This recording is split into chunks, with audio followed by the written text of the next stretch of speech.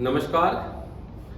चाणक्य कहता है, कस्य कुले दोष नास्ति व्याधि केन पीड़िते व्यसनम केन प्राप्तम कस्य सोखे निरंतरम। अर्थात ऐसा कौन है जिसके कुल में कोई दोष ना रहा हो, ऐसा कौन है जिसको रोग आदि ने सताया ना हो, ऐसा कौन है जिसको व्यसनों ने प्रभावित ना किया हो, और ऐसा कौन है जो सदैव ही सुख का अनुभव करता है।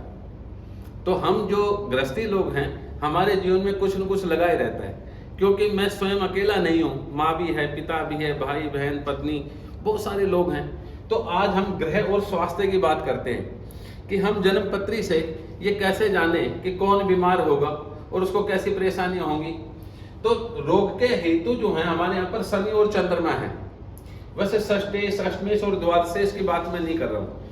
शनि तो रोग का हेतु है। ये चंद्रमा को हमने इसलिए लिया क्योंकि चंद्रमा अगर पक्ष बल से हीन होता है तो रेसिस्टेंस पावर हमारी बड़ी कमजोर होती है, तो ऐसे में हमें बार बार ये रोगी बना सकता है। तो देखो, जिस भी जन्म पत्री में अगर शनि का संबंध प्लस चंद्रमा का संबंध हो तो इसका मतलब घर में माता जी बीमार होंगी, माता जी बीमार होंगी। अगर शनि के साथ में अगर सूर्य हो तो पिता बीमार होगा। ऐसे ही शनि के साथ में अगर शुक्र हो तो इसका मतलब जीवन साथी बीमार होगा।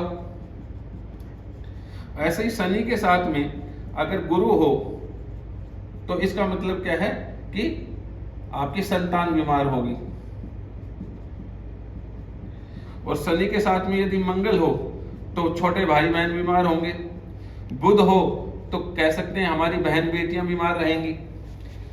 तो इस प्रकार से आप देख सकते हैं, सूर्य हो गया, चंद्र हो गया, मंगल हो गया, गुरु हो गया, और शनि के साथ शनि तो क्या, शनि तो स्वयं का ही कारक है। तो यहाँ पर इन ग्रहों के साथ अगर शनि संबंध बनाता है तो इन लोगों को प्रॉब्लम होती है। अभी विचार है, चंद्रमा माँ है और शनि के साथ में आ गया तो क्या होगा। शनि है ना जो सबसे ज्यादा हम जानते हैं कि टांगों का और नस नाड़ियों का कारक है।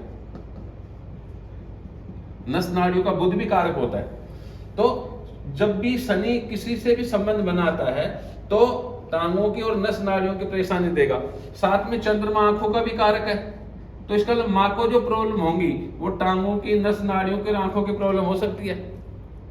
और ऐसे ही शनि सूर्य के साथ हो तो सूर्य हड्डी का कारक है, तो पिता को अगर जो प्रॉब्लम होगी वो टांगों की, नस नाड़ियों की, आंखों की और साथ में हड्डियों की प्रॉब्लम हो सकती है। शनि के साथ में शुक्र हो तो पत्नी को भी, अब शुक्र जो है क्या है, दांतों का कारक है, तो साथ में दांतों की प्रॉब्लम भी होगी। शनि के साथ में गुरु तो मेदोवृद्धि का है, मोटापे का, और साथ में ही कारक है छोटी आंत, बड़ी आंत, लीवर वगैरह का, तो ऐसे में उसकी भी प्रॉब्लम होगी। और साथ में शनि और गुरु होने पे अमूमन जो डायबिटीज होने का भी भय रहता है।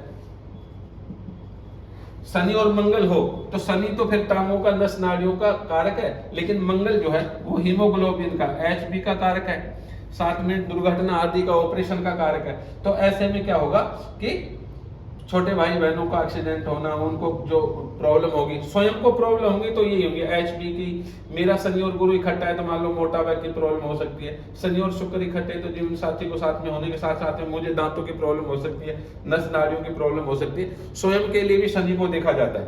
तो साथ में जो भी कारक ग्रह हैं, जिन भी रिश्तेदारों को रिप्रेजेंट करते हैं, उनको वो प्रॉब्लम हो सकती है। इस प्रकार से देखा जा सकता है।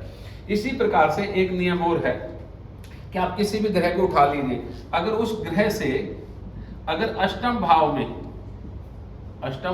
में अगर मंगल बैठा है तो इसका मतलब जो भी ग्रह है वो जिस चीज का भी कारक है, जैसे चंद्रमा माँ का है, सूर्य पिता का है, गुरु संतान का है, शुक्र पत्नी का कारक है, तो उनका ऑपरेशन होने की संभावना बढ़ जाती है। कोई न कोई सर्जरी होने का योग बन जाता है, दुर्घटना होने का योग बन जाता है। तो ऐसे सामान्य रूप से भी हम ग्रहों को जो है अन्य ग्रहों से जब संबंध बनाते हैं तो भिन्न भिन्न प्रकार के जो फल हैं उनको देख करके हम जान सकते हैं कि कैसी कैसी समस्याएं होंगी। वैसे देखा जाए तो ये जो फल है ये बहुत बड़ा फल होता है, क्योंकि एक ही भाव में बैठने से एक प्रकार का फल है, लेकिन नवांश में जाने से अलग अलग प्रकार की स्थितियां बनती है। अगर मान लो शनि और चंद्रमा का जो योग है, अगर चंद्रमा नवांश कुंडली में जाकर के 64वें नवांश का स्वामी हो गया या 22वें द्रेष कोण का स्वामी हो गया, तो ऐसी स्थिति में चंद्रमा जो मां का कारक है उनको ज्यादा दिक्कत आएंगी, उनको ज्यादा बड़ा रोग होने का भय हो जाएगा।